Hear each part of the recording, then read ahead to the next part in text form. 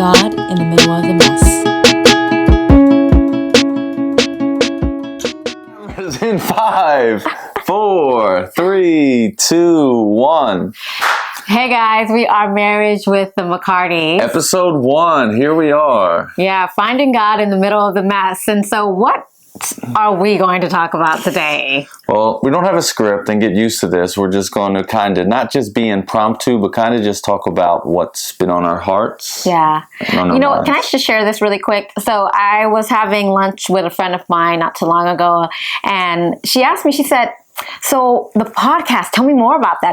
Do you guys have a plan in place? And I looked at her and I just said, no, we don't have a plan in place. Matter of fact, we don't want it to be work. And so we are going to record accordingly to how we feel when we feel God has tugged on us and say, hey, this topic needs to be discussed. And this is exactly what we're throwing at you guys today, right now in this moment. And nothing is scripted. Again, nothing like we said our pilot episode, but most importantly, we don't want this to feel like it's a job, it's work. We want this to be something that we're passionate about, which we are. And yeah, so. Get used to that. My wife saying a lot of sentences, and she could have just said it in 3 words. But yes, it's unscripted, unfiltered, unadulterated, love, and it's pure. And this is what marriage is. Yeah. And even in that, we see how we communicate with each other. And then hopefully, and we know, you guys are going to see a lot of similarities, whether in your own relationships or even those that are out there seeking relationship, and kind of say, we definitely don't want to be like these two. Yep. So I know that we had dinner last night, and there were some great conversations, and then we had lunch not too long ago, and that was a great conversation. And what do you think we should really talk about that I think is important for our audience to understand as they navigate relationship, marriage? Well, I think of looking at the podcast, the pilot episode that we had for our podcast, and some of the feedback that we got, that people are looking forward to the new episodes and what we have to come, and just realizing, like, as we're having our normal day of life, like this week, we've talked about things and we started to write ideas down. But I think right now it's more so of us just painting the picture of what our week looks like, right? Whether we're people that feel refreshed on Sunday going into Monday, and then by Friday we're dead to the world. So what does that look like for us as 2 busy individuals? And then also, what do we feel we've learned throughout the week? And then we can kind of pour back into the people that are watching us. Okay. Well, I think what balance our busyness and our schedule, our wild schedule, is that we have a non-negotiable that we look forward to towards the end of the week, and that is the Sabbath. And we do not stray from our Sabbath. It's something that we implemented, I think about a year now, right? A year in? I would at least say being intentional with saying, you know what, it is one day of rest that we have throughout the week. And whether we were initially calling it a Sabbath, but more so just transitioning and being more intentional of resting. Yeah, but also a thing that I actually shared with a friend of mine not too long ago as well, too, after we were having lunch, is that we have a midweek fast that we committed to. We started this in the spring. We're sure throwing a lot at them, like the people that have no idea anything about church, God, or nothing, and we're already talking about fasting in the week. And all right, so let's rewind this back, and let's just Barney style this and keep this very simplified. Like, one of the things that I really want us to talk about, and let's just kind of shoot straight to it, is division. I know that during one of our conversations, division. So the topic is division. Here we go. Cue our editors. What does division look like for you in your household, in your marriage? And I think this is a great topic to talk about as we navigated our division before coming to Christ. Now, we both individually knew Christ. Obviously, we love the Lord. Were we walking with the Lord fully? Not fully in the way that God designed us to walk with him. But there was division in our household. And what did that look like? It looked like a lot of fights, pointless fights, communication that was not loving in any way. A a lot of just days that were longer that didn't need to be, you know. Yeah, it was me going to church and wanting my husband to come to church, and fast forward to now he's in the church and me trying to fast track him, and I wouldn't say forcefully, but I think passively aggressively will challenge him in a different way, where it's just kind of like, wait, he has to do things at his pace. And it's like, we want what we want quick and fast, and we just want what we want, but who is this we? Women, us women, sorry. Okay, you're us speaking women. for all Yes. women, good. The women that are going to church and they are faithfully getting into God's word, and our husband is not active in the church. They're not tithing. They're not involved. They're not doing the things that we do, which is volunteering, communicating, being in community. But everybody has their own walks, Yeah. But that's normally the first response. When you say something like that, like, I'm doing this, you as a woman, you're saying this to me as a man. One, whether you know it or not, you're shooting at me. You know what I mean? You're taking shots. Yeah. And whether they're strays or they're actually hitting me, regardless. And that now makes me say, forget just division. Now I have a resentment towards what you're even trying to bring me into or speak over me or tell me, because I know about church. Why are you trying to bring me to church? I know about church. I grew up in church. And meanwhile, in the back of my head, it's like, if you've been to church and why are we not doing this? And why are you not going to church with me? Or why am I paying the tithes? And why you don't believe in paying tithes? Because mind you, all these when things. me and her met, she wasn't going to church, not to really my recollection. And then X amount of years in our relationship, it wasn't consistent. But I recognized that she always had a yearning for a continued relationship with God, because her connection and relationship with God was very different than mine. You know what I mean? Having my inner conversations on what my Catholicism version of God was. Yeah, and there was a disconnect there. And so what I didn't realize I was doing to my husband at the time was that I was beating him up. I was doing everything my flesh wanted me to do, and that was to go into the church by myself, not, whatever, doing everything but praying, literally doing everything that the flesh wanted me to do, and not actually giving it to God. It was always me in control. What does that look like? Because, women are good at that. They're good at telling you what you need to do as a man and how you need to lead as a man. And respectfully, as a man, I'm going to definitely not do what you're telling me to do. Right. I will go the most pridefulest way away, do it, put 300 pounds on my back when I only need to put 10 pounds on my back, just to prove a point. And all the men in the say hallelujah. But again, it's that pride. We don't want to have that pride. And that's true. And I think that was one of our biggest challenges in our marriage, was that we found the church together. Here's a story. We go to a church that we love dearly. It's our home local church. We lived on the same block. We would drive past that church at the time. And he would say, I'd be like, man, it looks like a cult, And meanwhile, and here we go. Just fast forward again. What year are we in? 2026. Yeah. And I grew up. So let's just rewind back to my viewpoints, how I grew up in Philadelphia and went to church. So I was a real Catholic, but I went to church on Christmas and Easter, Christmas and Easter. And I went to CCD, and I learned some facts about that, and we'll talk about that in a different episode in the future. But needless to say, what is the CCD? CCD, okay. CCD is like for Sunday school for those that couldn't afford to go to Catholic school or something like that. Needless to say. But my viewpoint on church was going in, there was the priest who was like super scary, but it was more also that reverence, right? That was that all that you're supposed to have for the priest. And again, understanding all that. So my version of church, going in a pew, praying, hands, very ritualistic-y, say. But needless to say, and then seeing the church that was down the street, which was a non-denominational Christian church, and it was very like, whatever the climate is nowadays of being a church that looks very different than what their traditional church looks like. Yeah, and for me, I've always went to non-denominational churches back in LA, and so for me, I was like, "Oh, this reminds me of home." And then one day, I've decided to just go.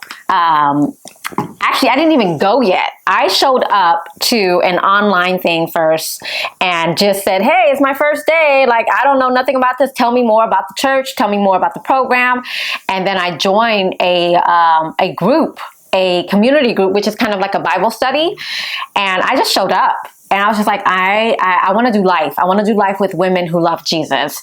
And fast forward, I just started going to the church myself. And then that was how I started going to our local church. And even at that point, I think back, I was resistant for a couple of reasons. One, because you found something without me. So just naturally, even if I found something without you, be honest, you'd be a little resistant towards it.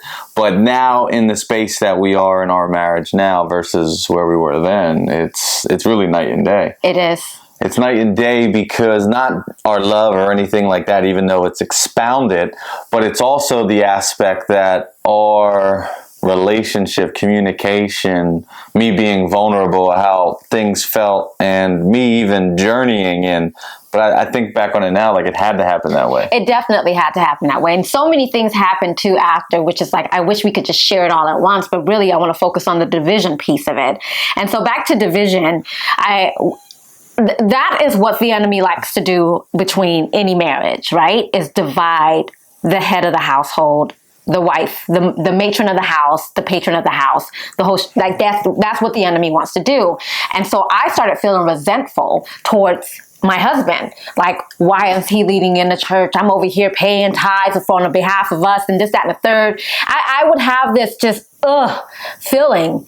And I realized as I got and she deeper, would speak it, whether she knew it or not, whether consciously or subconsciously, whether directly, which it wasn't too much. She would throw little jabs about church and me, and then start. And women don't know this. They ridicule you. They say things. They demean you. And again, life and death is in the tongue, and a lot of those moments, it turned me more off than anything. It actually made me more resistant. It hardened my heart even more towards anything. Yeah. And I think about that in division, just in relationships in general, whether you're in the first couple years or 30 years in, any type of division that's created between you and your spouse and your partner, you have to identify it, because what happens with any division, if it's a little bit of a crack and then it turns into like this, and then next thing you know, now we're isolated from each other and we're further away from each other. And all it takes is just one small of an accusing. Or doubt, Doubt. And I say accusing because the enemy is the deceiver. He's there to accuse you. The accuser, oh, look at him. Your husband ain't doing this. Look at him. He called himself a man of God. He's not even out here being in community with men of God. He said he loves Jesus. And this is the enemy in my head. And think about, the enemy works on her and then also works on me and is telling me about how I'm not this, and the other. Or in retrospect, doing that, but then also demeaning her. She's only doing this because of this, that, and the other.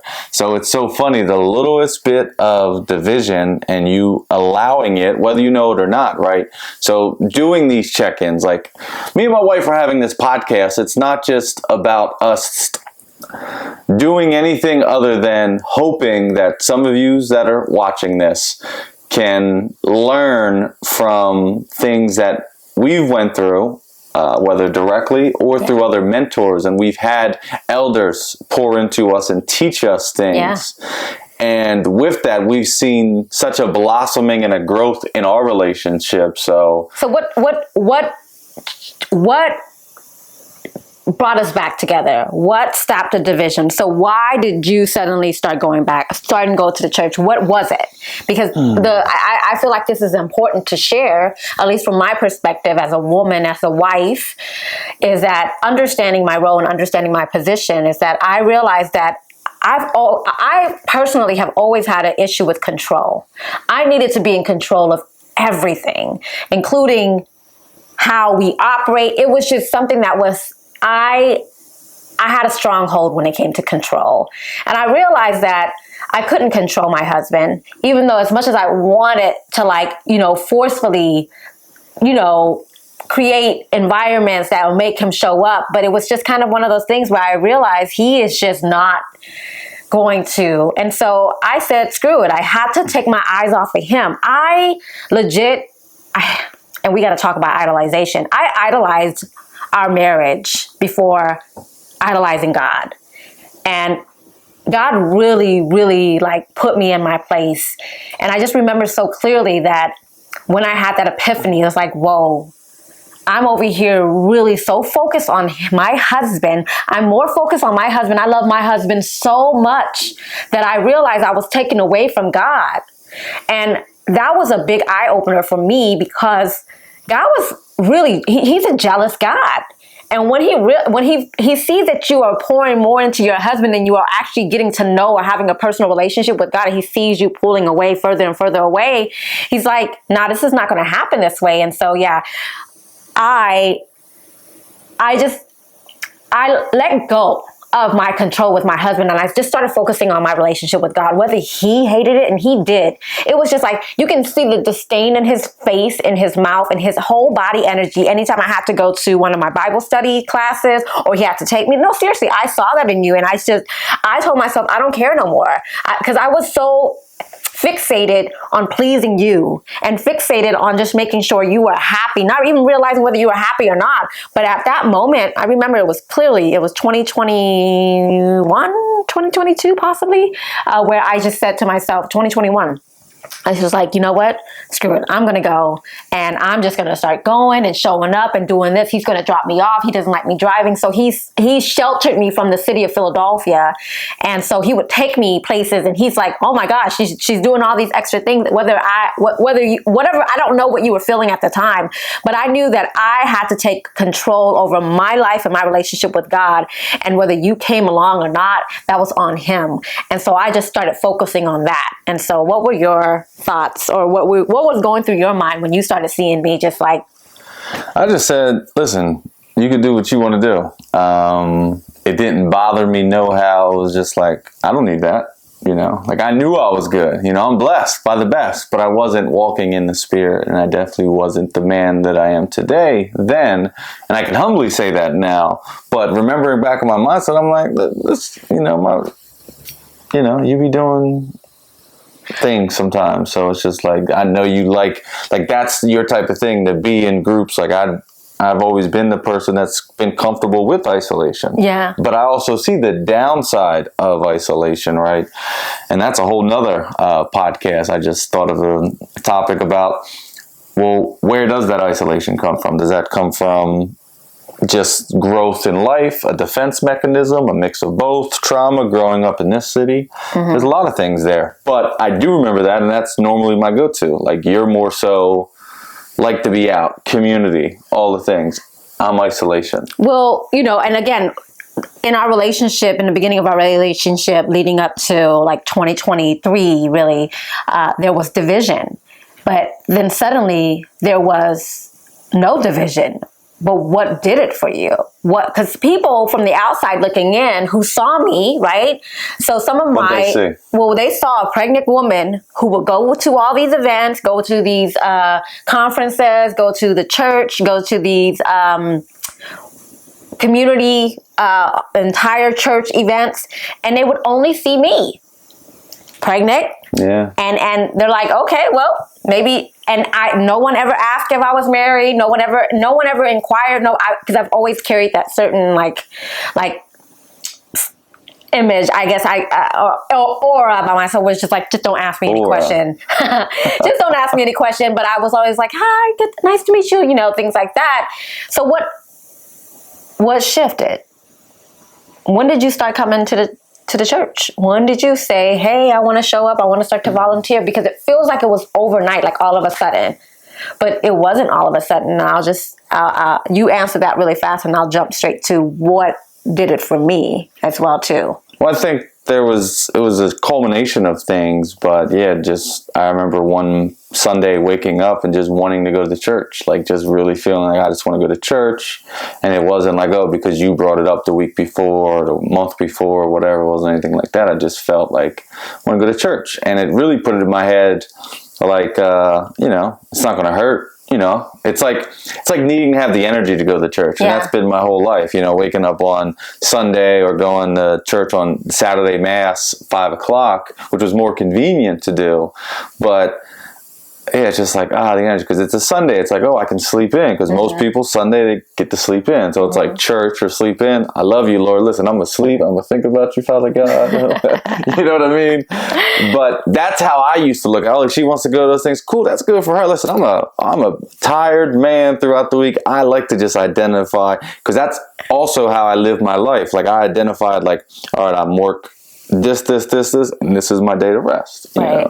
So the difference between all those years that he didn't go to church and then suddenly he started going to church was my prayers.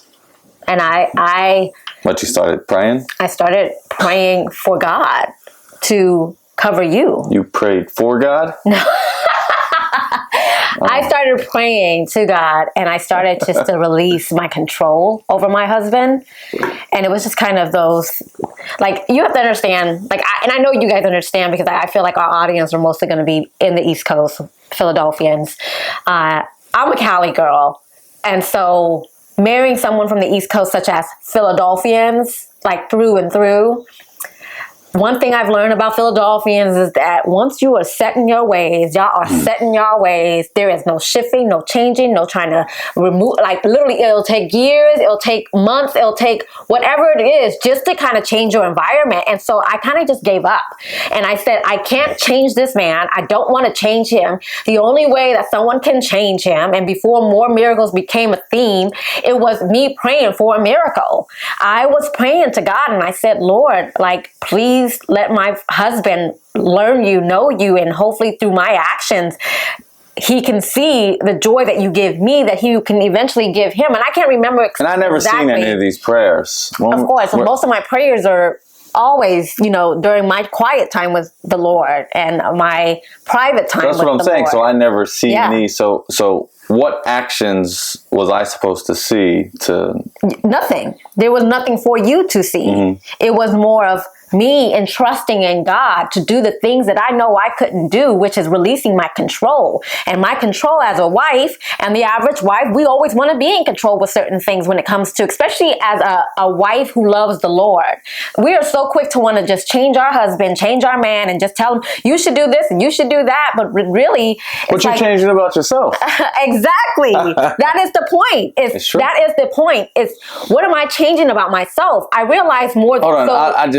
Let me just speak to that, because truthfully, I saw more change in you when I stopped focusing on what you needed to change with your X, Y, or Z. And I said, I'm going to just change in this area. Even though I feel like I'm being patient, I'm going to try to be 10 times more patient. Even if I feel, so when I do that, if anything, versus me working harder against you, I'm actually working harder against myself to get a better output from you. And it has worked tremendously. Yeah, it has. And I guess my thesis here is really to share that sometimes we want to be in control of something that it was never ours to control in the first place. And not to get all biblical on y'all, but like, God created us as Ezra's wives, as Ezra's, as helpmate. We were created to aid our husbands.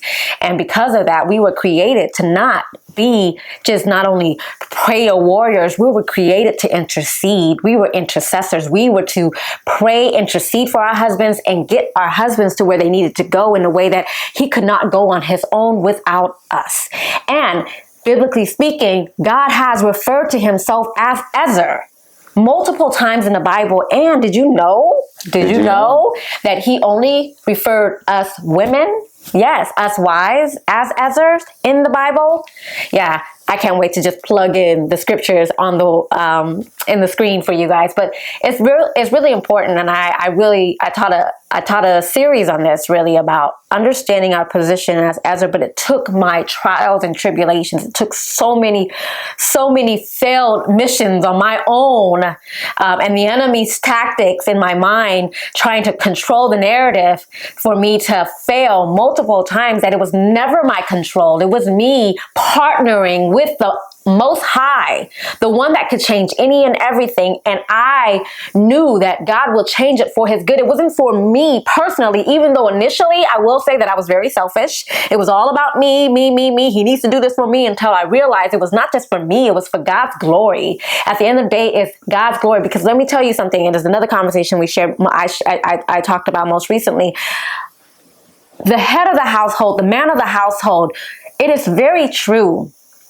When I was going to church before my husband, my children wasn't going to church. We wasn't talking too much about God. We wasn't praying all the time. We prayed during dinner, lunch, all the things, but we wasn't constantly in prayer.